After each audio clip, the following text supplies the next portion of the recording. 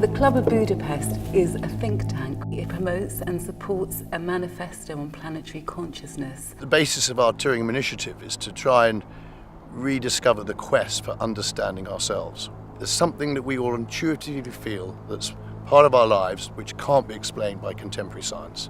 And it's that the Tyringham initiative really wants to explore. So this event really brings together some of the people who are working on the frontiers of consciousness. It's a combination of great forward thinkers, consciousness explorers, Healers, philosophers, scientists, members of the United Nations, people from Burning Man, from Damanhur, the eco community in Italy. We all have a piece of the jigsaw, and we need to come together to create the entire picture. Consciousness is the only thing that truly exists at a fundamental level. Consciousness is awareness. On one level, I think consciousness is a deep spiritual experience. It's coming in to know yourself. How is it that we have this individual sense of self and a general state of awareness? But then there's another level of consciousness, and that consciousness is how we as a whole of humanity are evolving and coming in to interact with each other, and how we're sharing that consciousness. So consciousness is an awareness that we are much more than what we believe that we are in a physical state. So for me, consciousness is the reawakening to our full human potential. We're not simply bags of skin and bone walking around on the planet. People are craving this type of meaning, and there's critical mass of people wishing to explore that. Unless we start to understand the true nature of consciousness, we may not even make it as a species. The myth of our modern scientific thinking that the material is all that exists, that the brain creates consciousness, and that we are incarnate creatures who live birth to death and nothing more. All of that's completely wrong, doesn't fit any of the empirical data at all. The great strength of science is that it follows where the evidence leads, and I think that's very important. The danger of science is it refuses to look at the evidence. One has to completely shift perspective to come to a deeper understanding. When a system becomes dysfunctional, like ours, in the, let's say the Western culture, it's getting dysfunctional. It uses more of its energy to heal its own dysfunctionalities. More military, more prisons, more efforts to stop drugs, and it doesn't seem to know how to work. Meanwhile, innovations and creative solutions crop up everywhere, but they look ineffective because they're not in the big systems. So we're all surrounded by creative people who are not in power. I think right now we are looking at some of the biggest struggles, some of the biggest challenges that we've ever faced. But oftentimes when you have that struggle, it's an opportunity. So what happens after a point is these social innovations start rising and connecting, and the system jumps, and it cooperates in its own self-transcendence. Now we have already settled on this planet. Now we need to make sure that this planet is well managed, that it's cohesive, that it's coherent, and that everybody feels well together on it.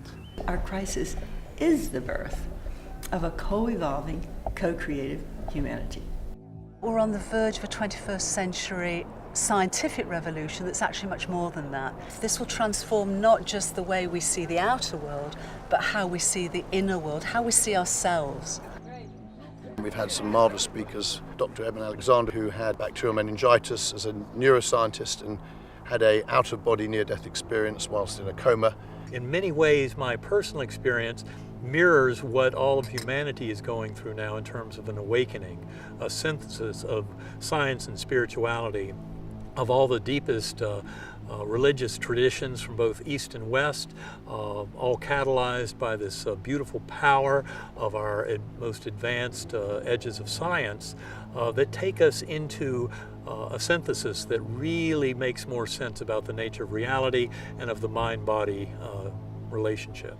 And the symposium has brought some members of the Club of Budapest. Dr. Ervin Lazlo is here, Dr. Jude Caravan.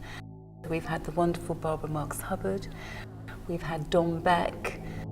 The fascinating thing about Don's work is that his work with spiral dynamics is able to look at an individual culture or situation and say, what basic answers are they ready for? Because one form of democracy may be the ideal thing for one area of the world, but a different form is necessary for a different part of the world. Then we take a look down at Barbara's work. She looks at a local community and figures out, oh, what is it that the people here, what are their ideas, how, and who has a predisposition for collaboration? And when you combine them, you end up being able to not only see what a given situation needs and requires, but you're able to see what they can sustain. You're able to see how it's interconnected with all sorts of different factors. Instead of every function being in rows, like health, education, economics, all separate, we've created a wheel in which it shows they're all part of a whole system shift. And it's our turn on the spiral because it keeps on turning. This is not the end of evolution. Consciousness evolves, as all of us do. By identifying what people want to create and what they most need to create it, you can develop social synergy in the wheel instead of competition and control. We're on the verge of a healing of our worldview from being very fragmented to a whole worldview where we do realize that everything we call reality is fundamentally interconnected. There's a cosmic intelligence that produces information for everything.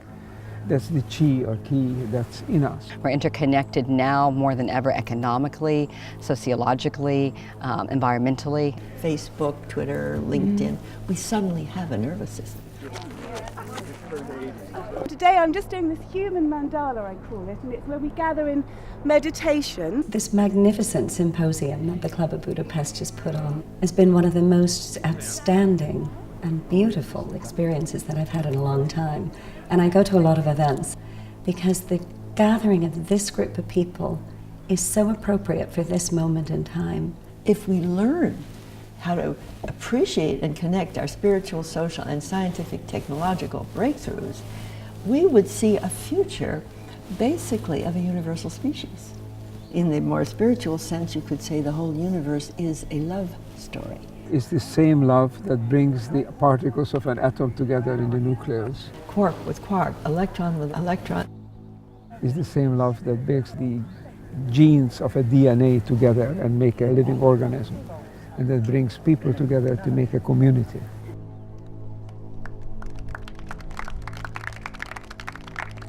Rise up to the challenge of creating the world that is fit to live in for all of us, that is based on collaboration, cooperation, co-evolution, and ultimately based on love.